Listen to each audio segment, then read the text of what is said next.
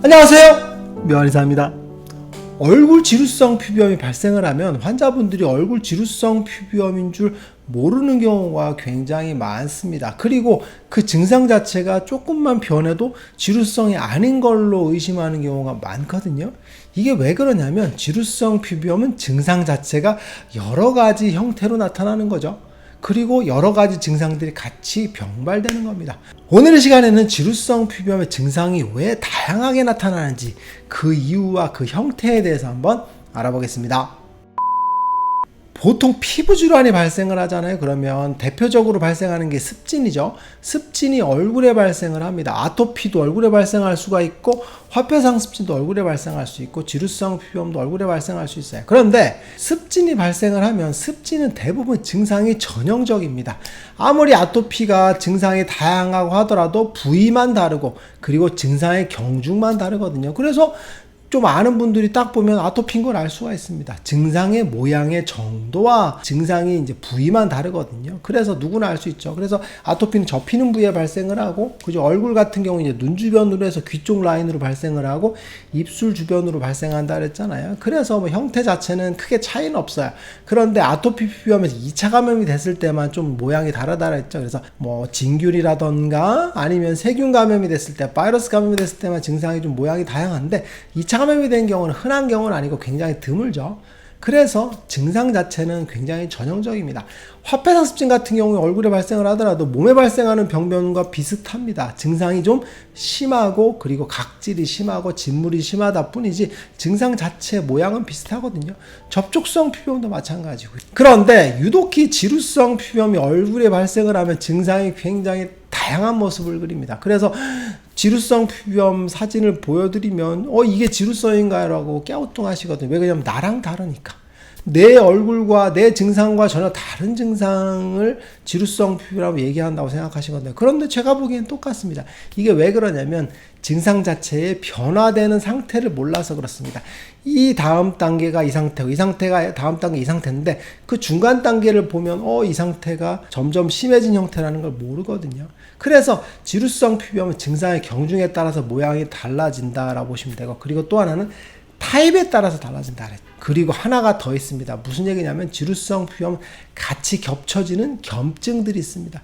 여드름이 있을 수가 있고 모낭염이 있을 수가 있어요. 그리고 모낭충이 같이 겹쳐진 경우도 많거든요. 그래서 형태가 다르죠. 첫 번째는 지루성 피부염의 타입에 대해서 이야기해 볼 거예요. 아주 과거 영상을 보면 지루성 피부염 얼굴 타입에 대해서 얘기를 했거든요. 이게 되게 중요한 얘기인데 지루성 피부염은 똑같은 지루성이라도 타입이 존재합니다. 첫 번째는 홍조용 타입이라고 했죠. 얼굴이 붉어집니다.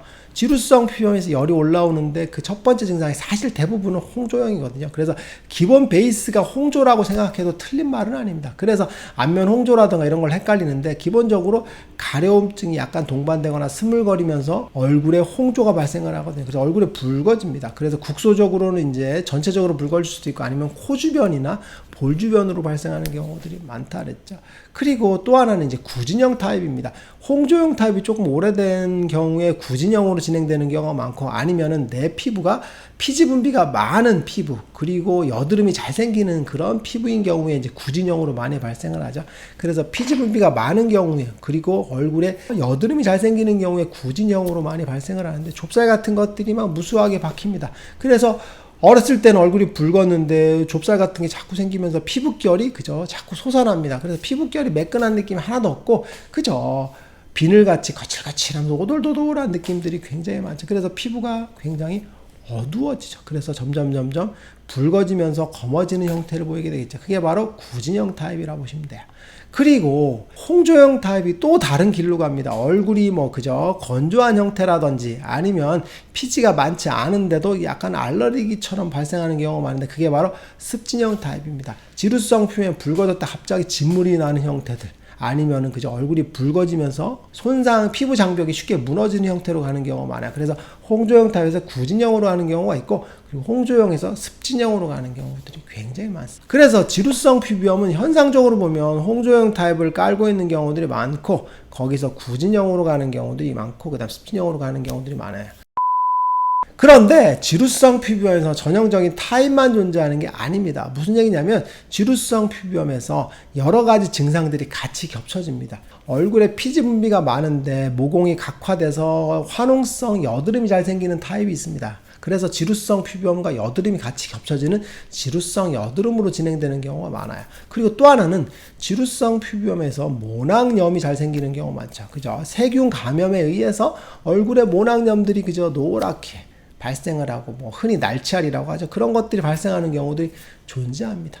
그리고 또 하나는 뭐냐면 모낭충이 이상 증식하는 경우가 많아요. 지루성 피부염이 오래되면 모낭충이 과증식하거든요. 그래서 주사 피부염을 같이 끼는 경우들이 존재한단 말입니다. 그래서 지루성 피부염이 오래됐는데 여드름이 껴있는 경우들은 여드름이라고 진단하는 경우들이 많죠. 그런데 지루성 피부염을 낀 여드름이란 얘기죠. 그러면 지루성 피부염을 먼저 치료해주고 여드름을 나머지 싹 치료해줘야 잘 낫는데 여드름만 치료해주면 사실 잘 안 낫는 경우들이 많죠. 그리고 모낭염도 마찬가지입니다. 지루성 피부염에 의해서 모낭염이 생기는 거거든요. 지루성 피부염이 오랫동안 있게 되면 피부 자체에 그저 세균들의 정상적인 균주가 그저 정상적인 형태를 못 보이거든요. 그래서 황색 포도당국이나 뭐 그런 음상균, 양성균 이런 온갖 균들이 피부에 존재합니다. 그래서 크게 화농성이 생기는 경우들이 많고 작게 날치알같이 생기는 경우들이 많거든요. 그래서 피부에 모낭충이 확 하고 발생하는 경우들이 많죠. 그리고 대표적으로 두피 같은데 모낭염이 잘 생기는 경우들이 많죠. 그러면 또 이것도 모낭염이라고 진단합니다. 그런데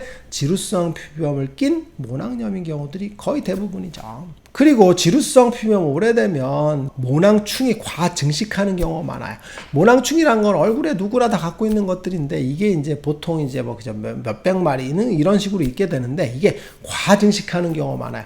무슨 얘기냐면 지루성 피부염 오래되면 염증이 생기거든요. 그 염증 때문에 그저 정상적인 모낭충의 균형이 깨지면서 과증식하는 경우가 많아요. 이때 이 모낭충이 모낭을 막습니다. 그러면서 염증들을 분비하거든요. 그래서 얼굴 쪽에 그저 주사 피부염에 의한 구진, 고름 물집.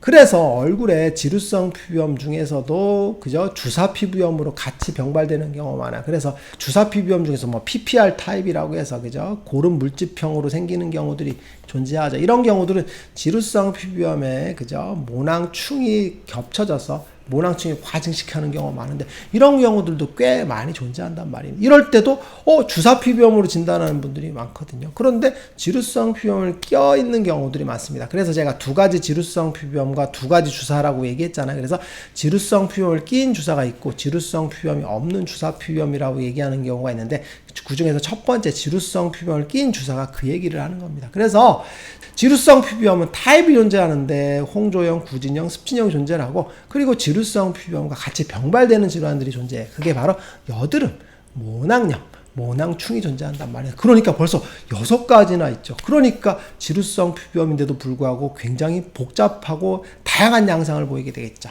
그래서 환자분들이 내 증상을 딱 보고 내 증상은 도대체 지루성 피부염 중에서 무슨 증상인가요? 라고 혼동되는 경우들이 많죠. 근데 지루성 피부염인 경우는 맞거든요. 그래서 증상 자체에 대한 그런 관점들을 갖는 게 중요한데 일반인들이 그걸 알기는 좀 어려운데 제 영상을 보시면 그 기준들이 많이 나타날 겁니다. 그 기준들을 자꾸 보면 이해가 되실 거라고 보시면 될 것 같아요.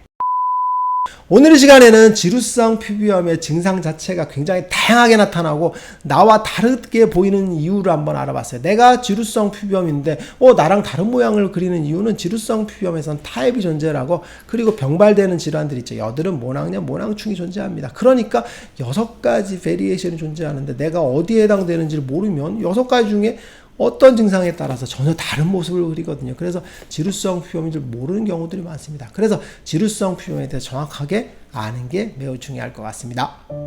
묘한 사에게 궁금한 것 있으면 댓글 남겨서 영상을 통해서 답변하겠습니다. 빠이!